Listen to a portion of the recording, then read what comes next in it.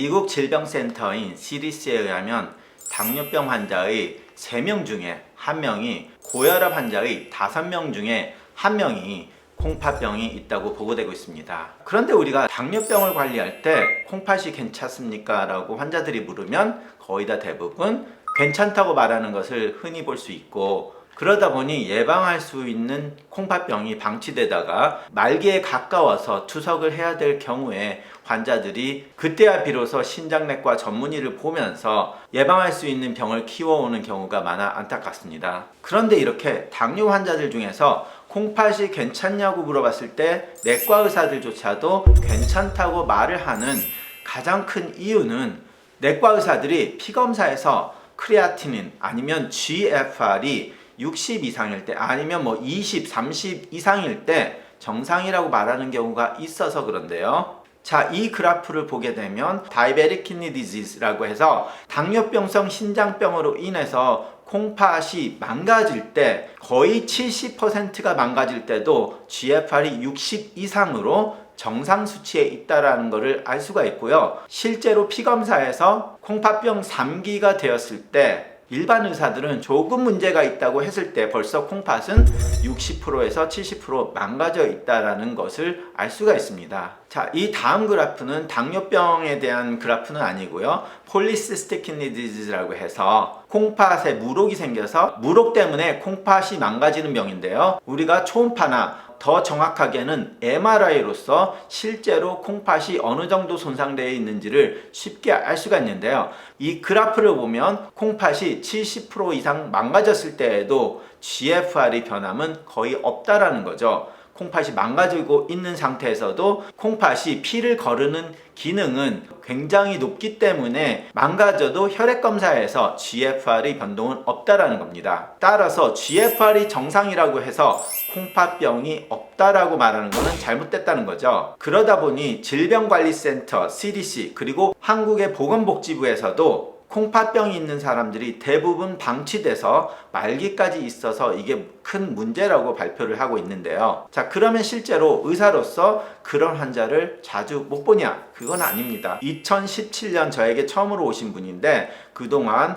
당뇨 전문가한테서 당뇨 치료를 받으시다가 조절이 잘 안 되니까 아내의 권장으로 저한테 오셔서 검사를 했을 때 당뇨가 되게 안 좋았어요. 그런데 이분이 먹는 것도 조절을 안 하고 워낙 진료받는 걸 싫어하다 보니 저한테 2-3번을 오고 1년 넘게 지나서야 다시 오게 됐습니다. 그래서 당뇨 수치가 12에서 9까지 왔다 갔다 했는데요. 이때도 소변 검사에서 단백뇨가 아주 미세하게만 나왔지 거의 안 나오다시피 했었고, 보시는 것처럼 크레아티닌, 콩팥 수치는 정상 수치였습니다. 그런데 이분이 제가 워낙 말을 무섭게 하고 이러다가 다리 자를 수 있습니다, 이러다가 눈 멉니다, 이런 식으로 워낙 무서운 얘기를 하다 보니 싫어서 다른 의사로 바꾸시고 2주 전 1월 달에 병원에서 전화가 왔습니다. 입원을 해 있는 환자인데 저한테 주치의로 바꿨고 모든 케어를 바꾼다고 하셔서 그쪽 의사가 저한테 연락을 해주신 건데요. 그 이유가 이분이 콩팥이 완전히 망가져서 투석을 벌써 시작할 수밖에 없었다 라고 해서 12월 말일 날 입원을 하셨는데, 그 이유가 몸이 너무 많이 붓고 숨이 차서 숨을 못 쉬어서 입원을 하게 됐는데요. 콩팥이 그동안 계속 망가졌는데 그것도 조절을 안 하시고 마지막 결론적으로 투석을 할 때 다시 신장내과를 보게 된 상황입니다. 2018년도에 저를 마지막으로 봤을 때 그때 단백뇨가 굉장히 적게 나왔고 크레아티닌 수치는 정상이었기 때문에 콩팥에 문제가 있었어도 그때라도 잘 하셨으면 지금 콩팥이 어느 정도 유지를 하면서 투석을 할 필요가 없는 상황이 됐었을 텐데 안타까운 상황이 됐습니다. 그리고 이분이 저를 보고 일주일도 안 돼서 며칠 만에 다시 응급실을 가야 되는 그런 상황이 발생이 됐는데요. 굉장히 쉽게 예방을 할 수 있는 문제가 엄청난 안 좋은 결과로 나타나서 국가적으로는 의료 비용도 굉장히 많이 나오게 됩니다. 의료 비용이 많이 나온다는 것은 환자가 그만큼 아프기 때문에 의료 서비스를 많이 쓰게 된다는 거죠. 그래서 제가 LA로 10년 전에 이사 왔을 때는 내과 전문의를 다 따고 내과 전문의 교육과정만큼 길은 콩팥 전문의 교육을 받은 다음에 콩팥만 하다 보니 아무래도 이렇게 말기의 환자들만 봐서 전반적으로 관리를 해주면서 예방적인 치료를 해서 이렇게 콩팥이 나빠져서 투석을 하는 경우를 막아보자 해서 제가 주치의 역할을 많이 하고 있는데요. 그러다 보니 사람들이 이런 질문을 합니다. 당뇨인데 콩팥내과 뭐 미리 가봤자 뭐 해주는 것도 없지 않냐? 라는 질문을 받게 되는데요. 그렇진 않죠. 당뇨라고 하는 것은 당이 소변에 나온다고 해서 당뇨고, 결과적으로 당뇨가 있는 사람의 3명 중에 1명이 콩팥병이 있다고 하는데도 불구하고 당뇨 환자의 거의 대부분이 콩팥내과를 말기에서만 보다 보니 합병증을 관리를 안 하고 일이 터진 후에만 관리가 돼서 그분들은 더욱더 예후가 안 좋게 됩니다. 그래서 당뇨가 있을 때 그렇게 나쁜 합병증이 올 거라는 것을 예상을 하고 거기에 대한 적절한 치료를 해야 된다는 거죠. 자, 그러면 신장내과 전문의로서 당뇨 합병증까지 오는 것을 어떻게 막을 수 있냐? 가장 중요한 거는 제 채널에서 항상 이야기하는 것처럼 식단의 관리 그리고 운동입니다. 앞으로 운동에 대해서 좀 더 자세한 이야기를 다른 영상에서 만들 거고요. 그리고 식단은 콩팥이 나쁘다고 하더라도 당연히 당뇨를 위한 식단을 해야 되겠죠. 탄수화물을 줄이는 식단을 가장 중요하게 하셔야 됩니다. 당뇨 때문에 콩팥이 망가졌다면 콩팥이 더 망가지는 것을 예방을 하려면 당연히 그 원인인 당뇨병을 치료해야 되고 그 당뇨병의 가장 중요한 식단 관리를 해야 된다는 거죠. 자, 그리고 GFR 여과율이 정상이라고 해도 당뇨병 때문에 콩팥에 무리가 오고 있기 때문에 당뇨병이 있으신 모든 분들은 콩팥에 무리가 되는 약을 최소한으로 줄여야 됩니다. 그러다 보니 많은 의사 선생님들이 당뇨만 관리를 하면서 콩팥에 해로운 약을 굉장히 많이 주는 경우를 보게 됩니다. 자, 콩팥에 나쁜 약을 많이 준다는 말이 뭐냐? 당뇨병 환자 중에서 뭐 어디가 찌릿찌릿 아프다, 신경통이 있다, 관절이 아프다 하면 무조건 소염제를 주는데 소염제도 좀 세게 주고, 컨디션이 안 좋다, 뭐 감기가 들렸는데 뭐 좀 안 좋다 하면 무조건 항생제 쓰고, 위산 가다가 있다고 해서 PPI라고 하는 오메프라졸, 펜토프라졸 이런 약들도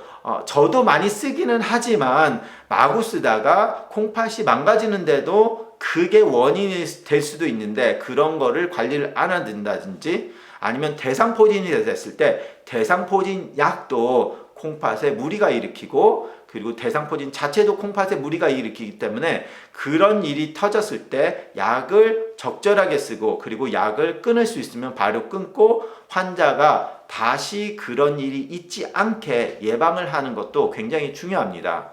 근데 그런 것이 간과가 되면 콩팥에 무리 되는 약을 자주 먹거나 많이 먹게 되죠. 그리고 당뇨에 대한 식단은 일반 내과에서도 탄수화물을 줄이라고 말을 하는데, 콩팥이 조금씩 나빠지기 시작하는 아주 초기부터 저인식을 해야 되는데 그런 제한을 해주는 의사를 콩팥내과 빼놓고는 아무도 못 봤어요. 그러다 보니까 이제 인 수치가 조절이 안 돼서 혈관이 망가지고, 그러면 뇌졸중과 심근경색증, 그리고 콩팥도 더 빨리 망가지는 그런 일이 야기됩니다. 그래서 저인식도 중요하고요. 그리고 콩팥이 어느 정도 나쁘냐, 그리고 그 콩팥이 컨디션이 어떠냐에 따라서 오히려 고칼륨 음식이 좋을 수도 있고, 아니면 고칼륨 음식이 환자에게 독약으로 작용할 수도 있기 때문에 칼륨에 대해서는 환자의 상황에 따라서 식단이 바뀔 수도 있고요. 콩팥에서 단백뇨가 나오기 시작하면 단백질 섭취가 바뀔 수가 있습니다. 당뇨 때문에 단백질을 더 많이 먹고 탄수화물을 줄이라고 권장을 하지만,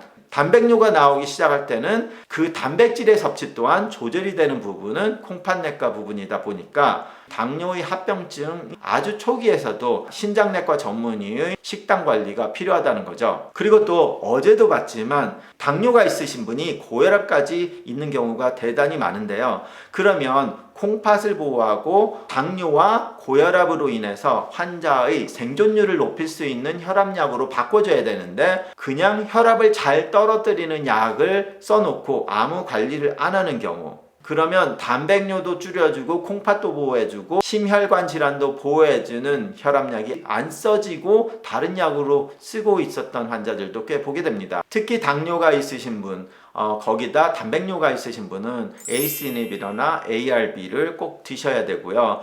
요즘 나오는 당뇨약도 SGLT2 이니비터, 인보카나 팔시가 잘디안 스테글라투로라는 브랜드 네임으로 나오는 그런 약들이 훨씬 더 좋은데, 그런데 이런 약이 들어가 있지 않는 환자들을 꽤 보게 됩니다. 그래서 당뇨가 있으신 분들은 크레아틴인 아니면 GFR이 정상 수치라고 할지언정 콩팥에 무리가 벌써 와 있다는 것을 인지를 하시고, 소염제나 항생제 같은 콩팥에 무리를 일으킬 수 있는 가능성이 있는 약들은 꼭 필요할 때만 적은 용량 드시는 것을 권장을 하고요. 탄수화물 적게 드시고, 칼륨은 자신의 상황에 따라서 신장내과 선생님의 말에 따르고 저인식을 하시는 게 좋고요. 그리고 혈압관리, 그리고 혈압관리에서도 ACE 이니비터나 ARB의 약을 꼭 써야 되고, 당뇨약 중에서도 SGLT2 계열의 약, 그리고 GLP-1 리셉터 아고니스트라는